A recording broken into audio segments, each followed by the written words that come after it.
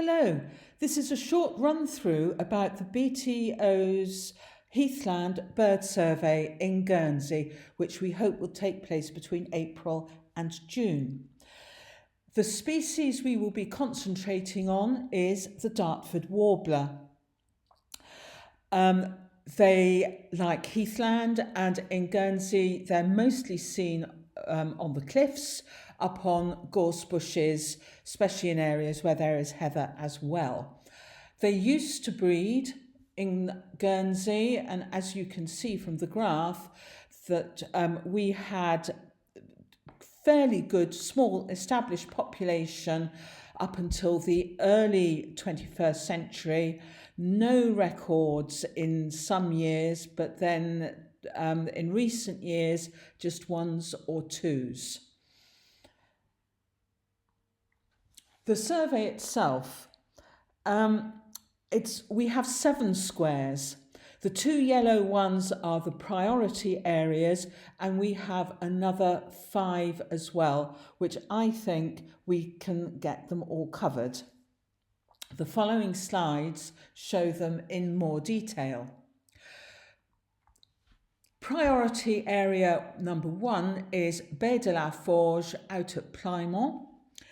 It's, as you can see, just southeast of the scramble track.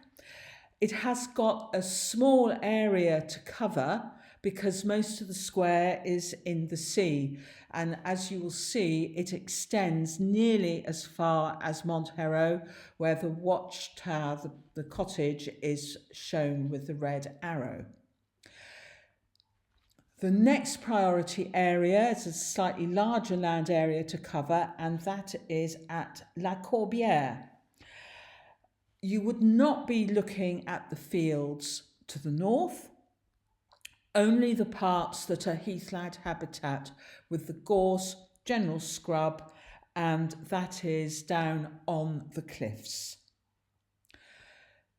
The other squares that we hope to cover, this one shows the Gouffre. The arrow is pointing to the restaurant. Again, it's not a huge area because you would not be looking at the fields. You would be looking at the heathland, the scrub areas along by the cliff paths. The next one is a small area beside Plymouth Point. The red arrow is pointing to the German Tower. Again, this square is mostly sea, but although it's not a priority for the BTO, it is an important area because this is where Dartfords are most likely to be found. The next one, Les TL East. The red arrow is pointing to the car park at the end of Les TL, and again, it's another square that is mostly sea, but it extends east towards Les Laurents. Up at the other end of the island, there is L'Ancresse. It's an unlikely square, but we would look at the area to the east of the bay. And we also have the southwest tip of Herm. The arrow is showing Rosere Steps, and you go up those steep steps onto the cliffs at the southwest. You will see there's also a little bit of Jetto in the square, but it's not suitable habitat, so we would not worry about that. This slide shows that 2 squares are virtually adjacent to each other. They don't cover a lot of land, and I think it would be sensible to combine these 2, Plymouth Point and Baie de la Forge. The dates, as you can see, are between the 1st of April and the 30th of June, and the survey requires for each square 2 early morning visits between sunrise and 11 o'clock. And they think that usually you would need to spend 2 hours per visit. I think probably with some of our squares, with so much of it being in the sea, the survey may not take as long as that. But why not have a really good look? It's unlikely, to be honest, that there will be Dartfords, but it's still important that the survey is carried out. The sites to cover, then, as you've seen earlier, combining Baie de la Forge and Plymouth Point at Torteval, Corbière in the forest, TL East, again in Torteval, Le Gouffre in the forest, Lancress in the Vale, and Southwest Herne. So, ideally, we need 6 volunteers. You might like to do it with a partner, or there may be people who would be very happy to do more than 1 square, but 6 would be a good number. I have asked the British Trust for Ornithology if we can organise a survey as a section rather than individuals signing up for it. I've yet to hear back from them, but more on that at a later date. And if you do want to join, I'll give you details at the end, and I will email you all the information.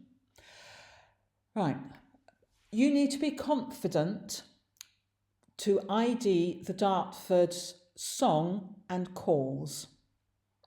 There's a website, Zeno Canto, and you can get up recordings that people have made so that you are familiar with them.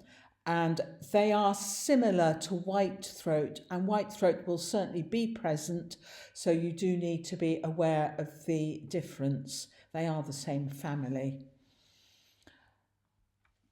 A lot of people now are using the Merlin app.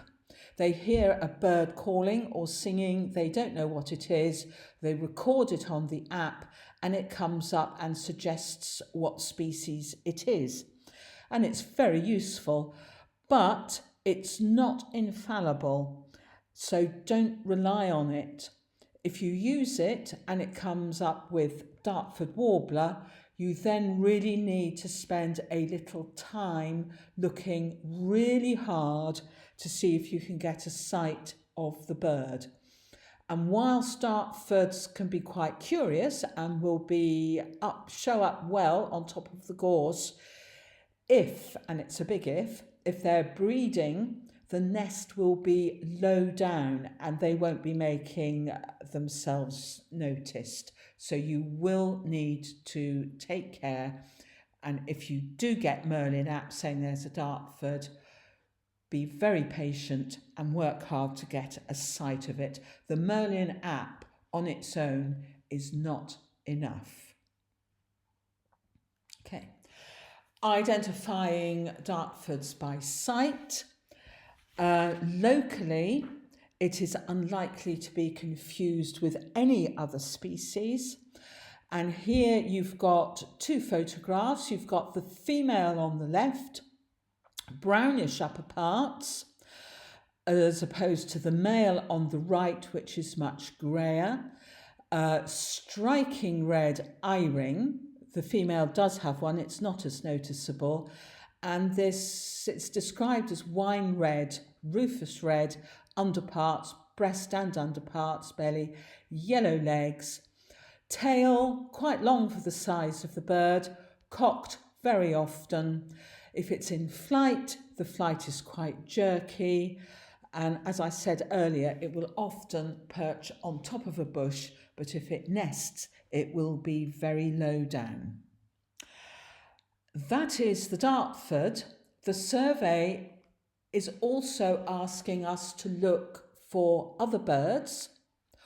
Hobby, bird of prey with red trousers. It's got feathery red parts at the top of the leg. Long-eared owl, you may find. Cuckoo, wheatear, I would think pretty definitely.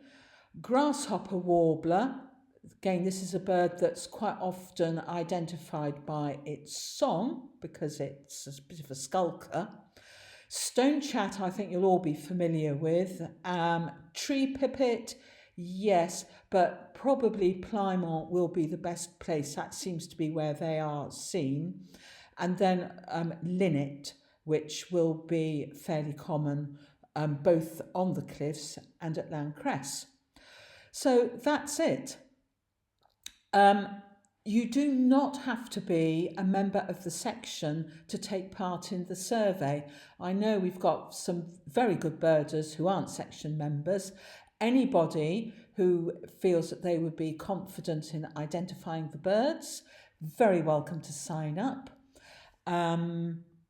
You can either get in touch with me at ornithology@societe.org.gg, or you can ring the office of La Société and the secretary will put you in touch with me.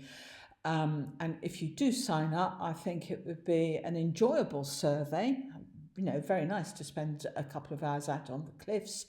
To be honest, I think it is unlikely that we will see Dartfords, but I think I said earlier, it's still important to do the survey of suitable habitat and say, well, they're not here, and maybe looking to the future, what can we do to encourage them back?